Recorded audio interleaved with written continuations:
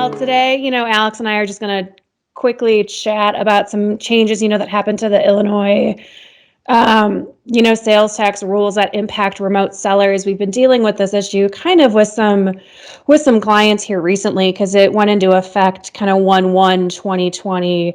And so we just kind of wanted to share some of the information that we've been seeing and just kind of talk about some of the best practices and just kind of some strange oddities that are just new to Illinois and kind of differentiate from kind of its historical activity. Absolutely, and this came up because we had to change some settings in the sales tax engines of these clients, and I guess that's probably going to be I'm going to spoiler alert. That's going to be one of our takeaways is if you're using a sales tax engine, make sure that your settings are appropriate. But not a big surprise here. They are following the economic nexus guidelines thresholds.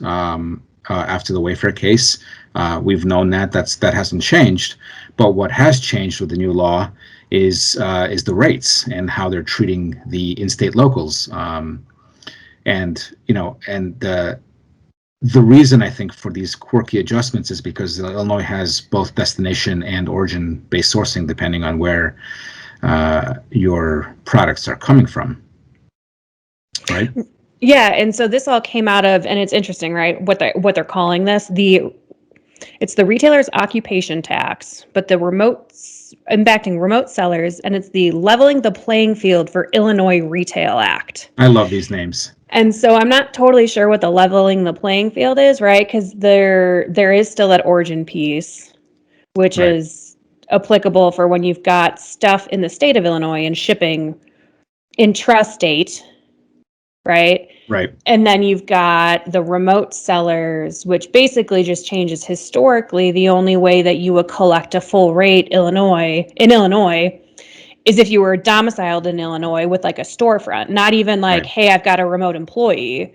It's like an actual like store location or a physical location with goods. Right.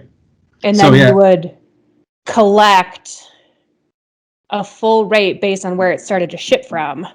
But now the out-of-state sellers, right? So if you're shipping from Colorado into Illinois, you have no inventory in Illinois, you have no presence in Illinois, you're collecting full destination rate, so the 6.25% in Illinois, and then whatever city, county it's going to. Yeah, and that's right, and that's interesting because in the old, with other states, it's really do I have physical presence or do I not?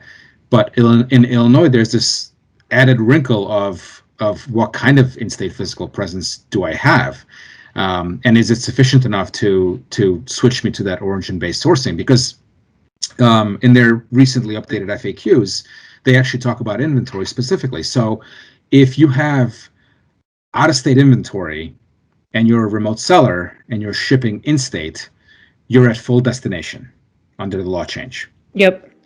If you have in-state inventory and you're fulfilling the order from within state, it's origin. Yep. If you have in-state inventory and you are designating that inventory solely for a marketplace sale that is being fulfilled by a marketplace, you're disregarding that in-state inventory for physical presence purposes. It's as if it's not even there. And that's the weird part to me. We're kind of ignoring that physical presence just from that inventory's perspective. If it's solely being used for marketplace fulfillment, but if it's being used for your own fulfillment through your other channels, then we're not ignoring it anymore. So there's a lot to keep track of there. Well, especially because you can have duality, right? You can be an out-of-state seller shipping into full destination, but kind of that same piece, if that sale is occurring in Illinois, you can be an origin sourcing. But really, from a logistics standpoint, who's tracking that? You're just going to be like, whatever, I'm just going to give the whole thing to Illinois. It'll just be easier for me to collect origin destination full rate, because that's most of my sales and I don't really know how to track it. I mean, Right. Is that the practical application when you could have this duality? I honestly, I don't know how they're going to enforce that. I think the way that would be reported on the return is that excess that you'd collect is going to go onto this Illinois has an actual line on the return that says Yep. excess tax collected. So it is being remitted, but it's, they're not. It might not be sourced exactly right. But we'll see how they enforce that going forward. Right. So then I guess what we're saying right now, kind of as we stand at recording, right? Because things changed, this is still really new, is what, if you automate your system, you've got to make sure that your Nexus is set up to collect the destination, like full destination if applicable, right? Yeah. You've got to, well, I guess to start, you've got to figure out who you are, what your duty is. Right. Right. And actually, Illinois Department of Revenue put out like a pretty decent flow chart. That's It actually is. It's useful. it's very useful. So shout out to Illinois for doing that. But at the same time, you're kind of like, well, it's still kind of confusing. Like as helpful as it is, just the rules are just so different for most jurisdictions that you're dealing with, especially from a remote seller perspective. Right.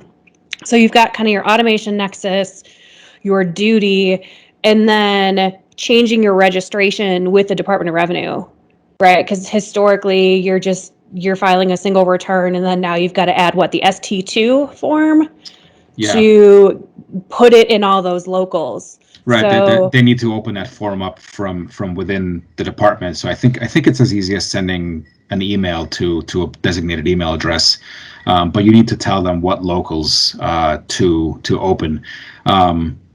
I tried asking them whether it's a good idea to just open them all, and they said, no, don't do that. well, and what's funny is Colorado said the exact same thing when they went to when they went to kind of destination sourcing. It's like, but I'm a remote seller. I can't control if someone in Naperville or if someone in Springfield is going to order my stuff. They want my stuff. I'm not going to say, oh, hey, wait a minute. I'm going to hold your sale until I go activate my console within Illinois. Like, come on. Yeah. I think the workaround here is just maybe activate just one jurisdiction. I don't know, Chicago. Send them an email if it needs to be activated. Activate one jurisdiction. It at least turns on that function within the department, and then your sales tax compliance engine hopefully will not have any trouble adding more locations as they need to as they come up. But I think as long as the function is activated, I think. You can at least hopefully put it somewhere. Yeah, that's my educated guess at the moment, knowing very little about how this is going to go in the near future. Right. So on that note, keep following us at SALTovation.com, and we'll keep updating you as we know more. Thanks so much. Thank you.